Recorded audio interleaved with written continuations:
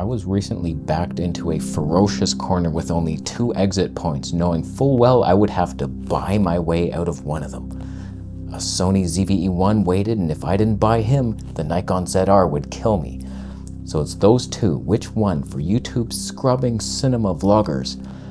There's got to be one, so I did pounce. Stay tuned to the end of the video. Which one did I buy? Let's go through the pros and cons of each of those systems. All I want is the perfect camera.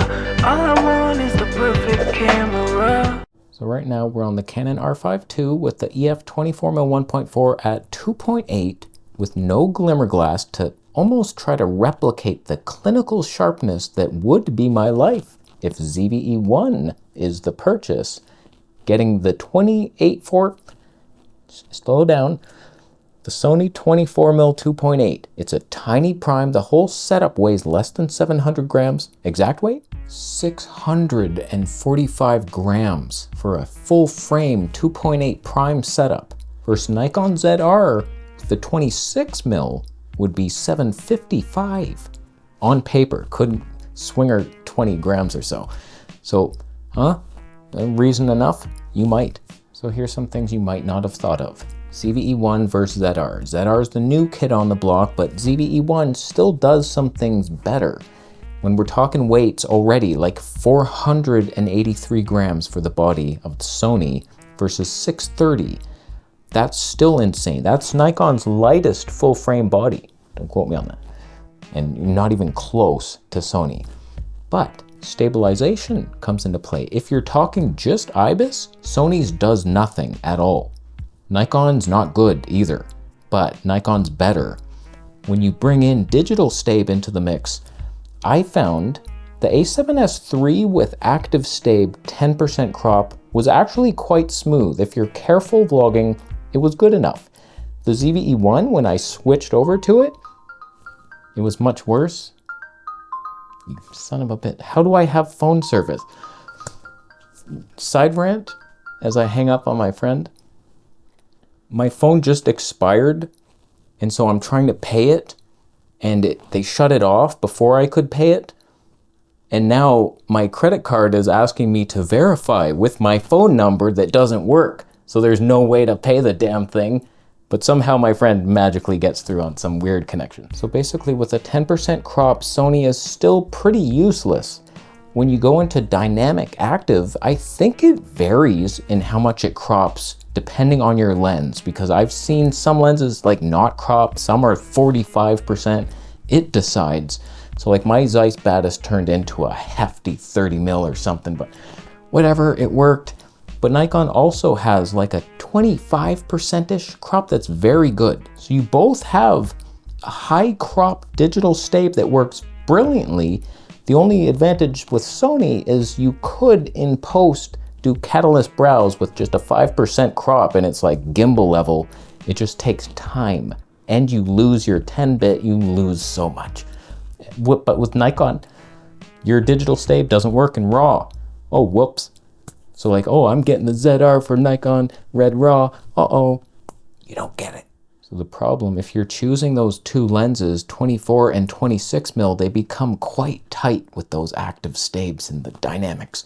So it might not work out. When it comes to autofocus, they're both 100% usable for most scenarios. There's just Nikon, you're gonna get the odd quirk. So it's like, yeah, you're gonna see it. And like when I autofocus, although I did a 2.8, God, I suck at this. Nikon will jump to the nose first and then back, and you see all kinds of weird. So Sony and Canon, pretty much perfection. Nikon, you're a distant third cousin. Don't even invite them to the funeral. Now when it comes to the look, here's the biggest debate. Nikon, you get your red RAW, and everybody's like, that's the only reason most people are getting the ZR. For me, it's the weight of it that's like exciting over the Z6 III, but okay, you have your red RAW. Potentially like the best color ever. You get all reds, LUTs, so you have all these different looks. Cool. Sony is a clinical piece of shit. It's green and monsterly, but just pretend that you know how to use a color space transform and you can just change it. like I've done these comparisons. When I was filming the other day, it was all three of my systems, Fuji, Canon, Nikon. They all looked very different. Canon was way oversaturated. I don't know how I don't see it. But then I switched to Pruvia for Fuji. Like all of them had the Fuji Pruvia LUT. They all looked almost the same. And then a little classic neg on there, and it's like, okay, they're Fuji colors.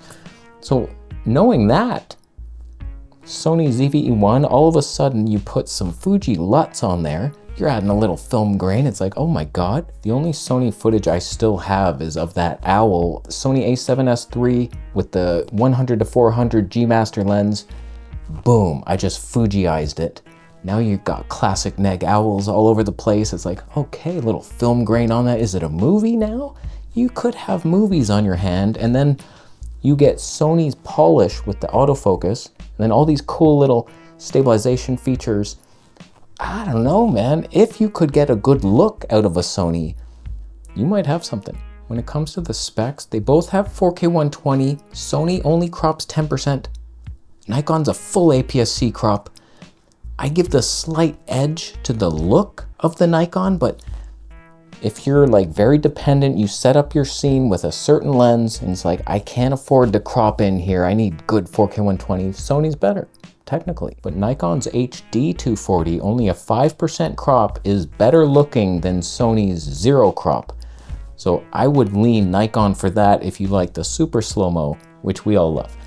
So 4K 120, edge to Sony, HD 240 Nikon. We do 6K 60 technically on the Nikon. I think that's overkill. Like, I've seen the comparisons where like Sony 4K looks sharper than Nikon 6K anyway, so it's like you're lying to yourself. Nikon has a lot more video assist features like waveforms. Sony doesn't have that. Little shutter angle, can't do that on Sony. It's like, the ZVE1, it's crippled in a lot of ways.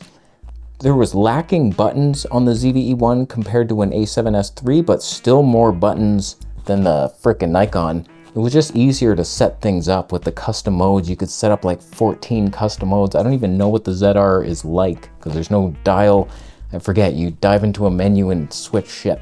Also, Nikon has the little minute shutter adjustments for flicker. So in slow-mo, technically, I've never done it, but I should have. You set that and then the LED lights aren't flickering in your background. It's ruined many of my shots. So like Sony doesn't do that for you. I don't know, but Sony, you can punch in to focus while recording and you keep peaking and zebras at the same time, whereas Nikon only lets you do one or the other or none.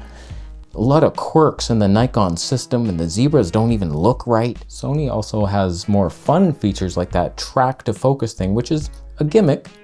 Admittedly, it's like shit like this, and you know what I noticed the other day? I thought to myself, like, no one does this in their videos, but it was kind of fun. Except when I'm tethered to a lav mic and it's only 3 feet long, I can only be about here anyway, so I couldn't really pull it off.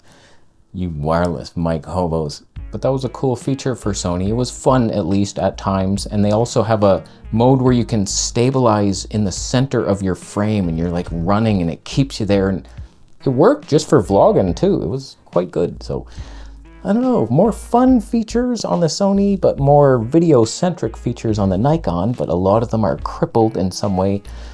It's a tough one. It comes down to the lens choices.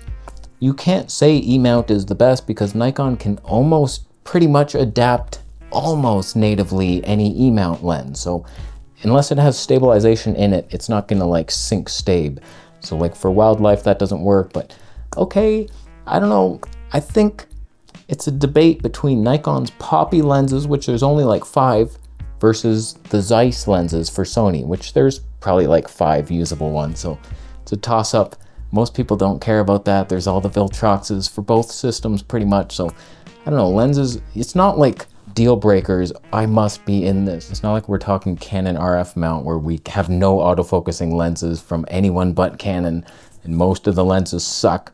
They're either too expensive and heavy or like budget. And right now, the price in Canada at least, Nikon ZR, $3,000 plus tax, so like $33.50-ish. Sony ZVE1 is like $26.99 plus tax, so like $3,000-ish. A little cheaper, and there's way Like, there's no Nikon ZRs used.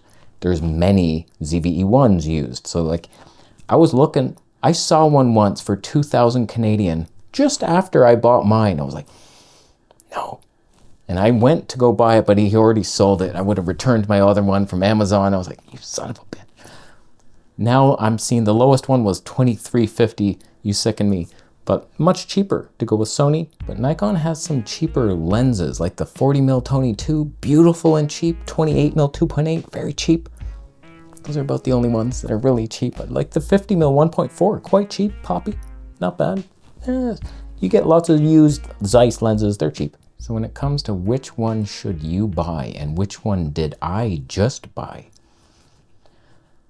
I don't know what to tell you because they're both great options. There really is, like, I've laid it out for you. What was more important to me was the fact that you sicken me, Sony, and you're disgusting. And I've already had you, and I didn't see a good enough deal for one, whereas I just saw a deal for the Nikon ZR from a company I never heard of, so I just paid for it. It might never show up to my house, but it was like 200 off plus a Boxing Day deal, another almost 100 off. So I'm like, okay, I just saved like $325-ish.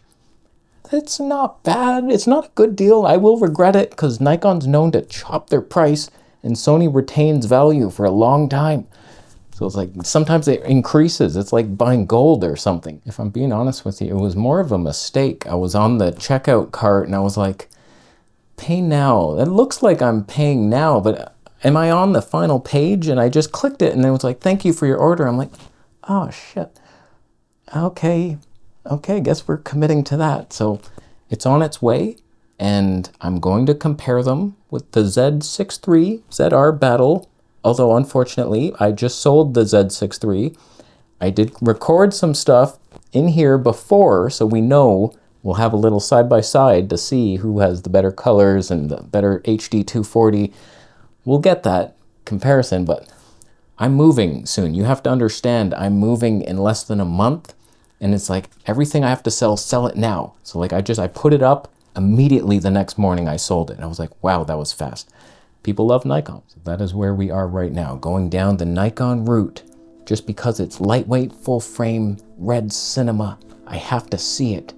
Amazing HD 240p, lightweight, huge screen. That should be fun. Hopefully some firmwares. Nikon, that's another advantage. They're known for adding many firmwares years later. They seem to update. Like I've gotten many on the Z6 III, it's gone now. Oh God, but we got shutter angle and a bunch of stuff like focus limiter. I should have kept it. It's probably going to be worse than the ZR. I'll find a deal-breaking flaw. It's like, oh shit, why did I sell that? I regret every sale. Sell your mom. But how did this video look today with the 24mm 2.8? Because this could be my Sony ZVE1 with that setup, and then you could vlog with it. That'd be fun times. But like, could you studio-wise? We could have been 1.4. Well, so that's why it sucks having a lightweight vlogging lens that's 2.8 and then you're like, I wish I had the 1.4, but then that's too heavy to vlog with, so you need both and they're the same focal length basically. Why do I have two lenses in this focal length and you're cluttering your shelves? There's dust everywhere. So our world is hell. It's pain. But which would you choose, ZVE1 or ZR? I think the ZR is the more fun one, but you could do no worse than the ZVE1. It's better than most things. And I had it, I loved it for a long time. The only reason I upgraded because I got the R5 II and I was like, I like this color a bit better. But if I would have known the Fuji LUTs, might have just returned this. Thank you for your Bitcoin donations. I'll be leaving now, so